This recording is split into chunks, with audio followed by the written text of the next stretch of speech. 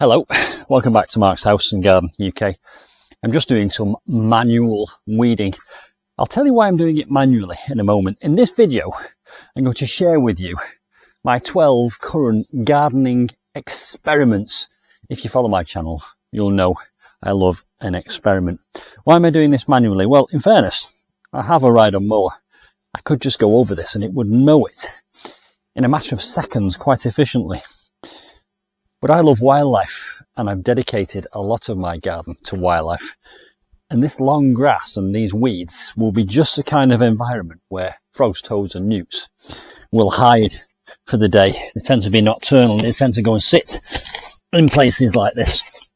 So I'm doing it manually so I don't harm them. Anyway, getting back to the main point of this video, I'm going to share with you my 10 current gardening experiments and 2 future experiments that you can look forward to if you subscribe to my channel. So without further ado, let's get on with it. So the first of my experiments is out here in the exotic tropical jungle border. Incidentally, that's a tetrapanax. I'm going to come back to that in a moment because that's another one of my experiments. But this experiment is tucked away down in the corner here. I bought some taro bulbs from an Asian supermarket and planted them to see what happened. Now taro, colocasia, is a staple food in parts of Asia and they sell it as foodstuff in the UK in their international supermarkets. And I planted them and you can see there it's growing quite well. And not only is it growing there's another one growing down here. That's colocasia of some description, taro or elephant's ears plant. And eventually, I'm hoping, it will turn out like this one here. That's another taro, colocasia esculenta. And that's another colocasia pink china there. Right, so that's experiment 1, growing taro bulbs. Now, I promised you I was going to come back to this tetrapanax, and I'm doing it straight away. Look at the size of these leaves, and look at the size of this plant for that matter. This is all one plant. It's huge. Now, these can be quite invasive and they send out pups. And in fact, down here is a tetrapanax pup. I've seen these online, quite sort of medium-sized versions of this plant. I would say this is now a large one, for hundreds of pounds. The other day, I lifted one and divided it in 2. So I basically got 2 plants for the price of 1. I planted it by the wildlife pond and you'll have a look at it in about 3 seconds. I lifted and divided a small tetrapanax and I placed one over here next to this tree fern and I placed the other one on the other side of this gap next to that tree fern, and they have taken. These have got lovely new leaves on. There's one. And there is another. So, if you've got a tetrapanax pup, you can dig it up, divide it at the roots and plant it, keep it well watered, and you'll end up with 3 plants. Let's move on to my next experiment, which is over there in the bushes. I tried to air layer this catinus. I made 2 attempts at doing that. And I've already taken one off the tree and planted it on because it had some roots. The other one is still deep in here, buried within this bush. I'll get to it eventually whilst I get stung on the legs by stinging nettles, but it's in here somewhere. Let me see if I can get to it. I perhaps should have done a reconnaissance. There it is at the back. And you see, hopefully the camera is picking that up. So that's the second which I've left on the tree. And the first one, which I've cut off, you will see in about 3 seconds. And here it is, potted up, and it's got roots. Roots are coming out of the bottom. It had roots when I took it off the tree, and the leaves are staying nice and healthy looking. So I think this is a viable plant now already. A free plant, a free Indian smoke bush, a catinus. Right, let's go and have a look at the next experiment, which is ground layering ajuga. And here is said ajuga. That was the parent plant just there. And I planted it into 4 little pots here. Each one of those has now developed their own roots, and you can see it's taking off. Ground cover it's described as, and ground cover it is. I've even now pinned down some of these little branches so that they put down their own roots. I'm hoping that this whole area will be covered in that lovely purple plant, ajuga. Right, let's have a look at our next experiment, which is deep planting a lavender. I'm back near the Cotinus again. This is a little area where I keep all my experiments. And this is the lavender I've just spoken about. I had a lavender in a pot and I failed to prune it, so it was just growing at the tips. So I've planted it in a deep tube of compost, and I'm hoping that it'll root up here at the top and produce several small bushes of lavender. And the roots will be here, so they'll be able to chop it off. I've done it in a cardboard tube, wrapped in food wrap actually, so that I can open it and have a look at the results and share them with you. Whilst I did that, I also took a few cuttings as an insurance policy. We'll see. So that's my next experiment. And whilst we're here, we'll have a look at the next experiment, which is bamboo rescue.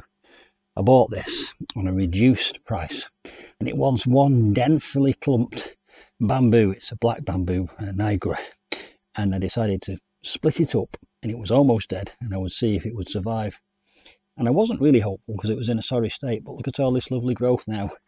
And look at this down here. This is what bamboo does. It's got a bamboo shoot. Can you see? Down there. Evidence that this is surviving and surviving well. There's some new growth and there's some new growth. There's also some new growth. Hopefully I'll have a lovely black bamboo, which cost me only £25, but at that size, I know that they are up to £100. Let's go and have a look at the next experiment, which is dividing an aloe vera. Now, I had a beautiful aloe vera plant. I bought it in London, transported it across London on the tube. It was a huge plant. It consisted of about 6 plants, and I left it outside by mistake, and it looked as if it had died. So I divided it up, and I planted the divisions up in this bathtub. And they've gone from being a very sorry, anemic grey colour, like the tip of that one there, and they've all turned green again. And they've all produced new leaves. You can see down in the centre of each one of those is a new leaf. So that's dividing aloe vera. And I'm hoping that they all take so that I get 6 plants for the price of 1. I also took a leaf cutting, which is part of the same experiment. And I also planted several other leaf cuttings in here. Apparently they will grow back from the calloused end of the cut leaf, but we will see. Whilst we're in here, that's a little baby agave that I propagated off a parent. And these are 2 little agave roots, which I found buried deep in the pot of an agave I just repotted. And I've planted them in here, and they're growing. Look at that. From underneath the earth, 2 new baby agaves have been born. Let's go and have a look at our next experiment, which we will find over here in this raised bed. This is my asparagus raised bed, and I've had a bit of a crop, and it's still producing asparagus. There's a new spear. There's another one. That's not the experiment. The experiment's here. Over here is a couple of hydrangea clippings, which I just shoved in here when I pruned them. They've both taken. So again, 3 plants. Right, what's the experiment? I bought some pak choi from the supermarket and ate it. And I planted, actually I just placed on top of some soil, the ends. Look, it's producing new food. Free pak choi. Did the same with celery. That is also growing. I've actually got some pak choi seeds which I'm going to plant and grow my own, but this is free food right here. That, by the way, is a new plant, a house plant, begonia. Masoniana, I think it's called. It's got those lovely spiky leaves. I'm trying to do a leaf cutting. That's not in my list of 10. That's another experiment. That's a bonus experiment. My next experiment is here. I recently pruned my olives, and I stuck 2 of the branches in this pot, and we'll see if they take. Will I end up with 3 olive plants? I'll occasionally check the base of this to see if any roots are coming through. It's still very early days. I only did that about a week and a half ago, so I'm not expecting anything yet, but we'll see. That's my next experiment. Another bamboo related experiment now. There's the bamboo that I've already spoken about. There's the lavender. And when I divided that bamboo, I had a load of root matter, which I basically just dumped in the bottom of this pot and covered it with soil. And I'm hoping that some of this might just sprout bamboo is supposed to be invasive and it's supposed to grow from root rhizomes. So I'm hoping that by burying some of the roots, we might end up with some baby bamboos in there. Another experiment for you. Now here's an interesting one for you. Can you see this bay tree? They were given to me by a friend and they were badly damaged. And this one was less damaged than the other. I'll show you the other one now. Here it is. And the experiment was pruning it right back to the wood to see if it would regrow. And it has, look. It's produced new growth from old wood. Bay does that. So again, a successful experiment. And I think if I nurture that now, it won't be long before we achieve something like that. Interesting fact about bay. You see this bark damage here? This is a result of an unsteady or unstable or irregular water supply. The bark swells and then contracts and it causes it to crack like that. But apparently it's not harmful to the plant and it can grow back. So don't worry if you've got bays like that. Right, let's get on to the next experiment. So that's 9 of our 10 experiments. I'm going to show you the 10th and then I'll move on to the 2 future experiments, which are quite exciting actually. The 10th of the experiments which are ongoing is at the front of the cottage. This is my new arid bed, which you probably know about if you follow my channel. And there's my formal parterre, beautiful buxus. And these are my hydrangea Annabelles, aren't they amazing? That's what I took those cuttings off that you've just seen. The experiment is down here. I've tried to propagate aloes from pups. So here we have a parent, that's Mitre aloe, and we have 2 pups.